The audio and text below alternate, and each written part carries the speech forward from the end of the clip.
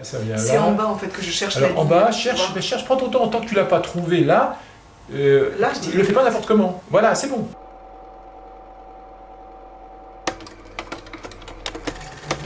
Regarde, et puis après pars, si tu as fini ton mouvement, n'appuie pas trop fort. Il faut vraiment avoir l'impression que ton geste, en un éclair, tu vas remplir la surface avec le chiffon, avec un peu d'eau. Ah, carrément, tu casses le... Comme ça, tu casses le rond. Et de toute façon, il va exister quand même. Il faut que tu sortes du format faut pas se limiter au contour. Ouais. Si tout était comme ça, c'est pas beau. Et tu as des zones qui sont toniques, et il faut les garder. Non mais c'est pas grave, mais je trouve que c'est pas inintéressant. Parce que ça remue là-dedans.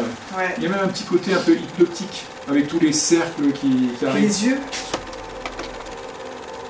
ils louchent un peu. C'est une rencontre assez improbable en fait. Mira est une personne qui aime les challenges, moi aussi. Donc en fait, à un moment donné, on s'est dit tiens, on ferait bien quelque chose dans cet esprit en mêlant la danse et la peinture. Bah, il y a un duel entre la peinture et la danse. La peinture, elle se veut quand même assez, fixe. Il y a quelque chose de figé.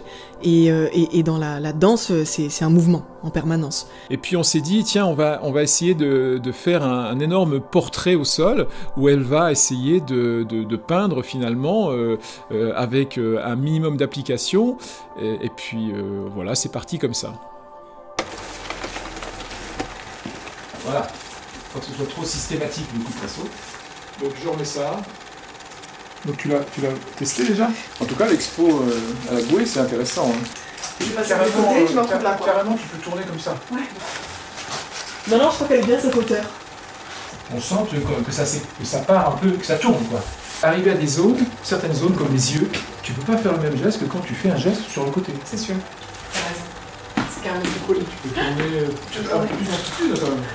Le trophée. Oui, lui et Jean-Philippe étaient partis sur un trait plus figé et on s'est rendu compte que moi j'avais une énergie débordante qui nécessitait d'aller en confrontation et d'aller peut-être même parfois négliger ou détruire certains de ces traits.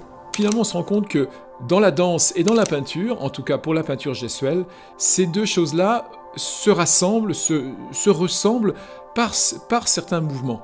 Le mouvement de la danseuse, il y a de l'énergie, il y a de la précision, et dans le mouvement du geste du peintre, il y a aussi forcément aussi de l'énergie à y mettre et de la précision. Il y a une vraie mise en scène, mise en situation avec un état de corps précis. Donc soit un état de corps au ralenti, suspendu, arrêt, ou bien excessif dans la rapidité, dans l'éclaboussure, dans la sauvagerie aussi, d'aller se confronter à cette toile, quoi. Pour moi, la peinture, c'est tout sauf du domaine de la précaution. C'est-à-dire que si on peut revenir à quelque chose de plus brut, on doit sentir l'énergie. Et c'est ça qui m'intéresse dans ce que je fais en général dans la peinture, et c'est pour ça que je peins en grand format, et c'est pour ça que cette expérience d'un grand portrait qui fait 2,40 m sur 2,40 m, je pense que je ne l'aurais pas fait de la même façon si j'avais voulu le faire sans Mira. Ici, tu as un trait aussi, regarde, qui vient là.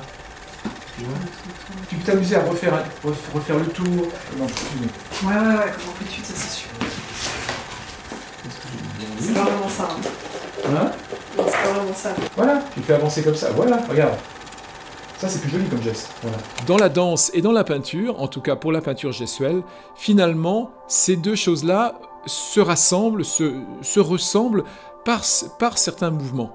On a fait plusieurs essais pour arriver à un résultat qui ne nous satisfait pas complètement. Oui, c'est plus une expérience. Je pense que ça aboutira aussi peut-être sur des sujets de création par la suite, soit pour Jean-Philippe de visualiser, d'imaginer d'autres portraits en grandeur nature, et pour moi, pourquoi pas un spectacle aussi, ou d'autres vidéos avec des dessins, avec des graffeurs, avec des peintres différents. Je pense qu'on pourra retenter des choses, toujours dans cette idée de mouvement, d'acrobatie, mais quoi qu'il en soit, on était sur la même entente. Donc on peut s'accorder, à mon avis, entre la danse et la peinture. On pourrait réessayer.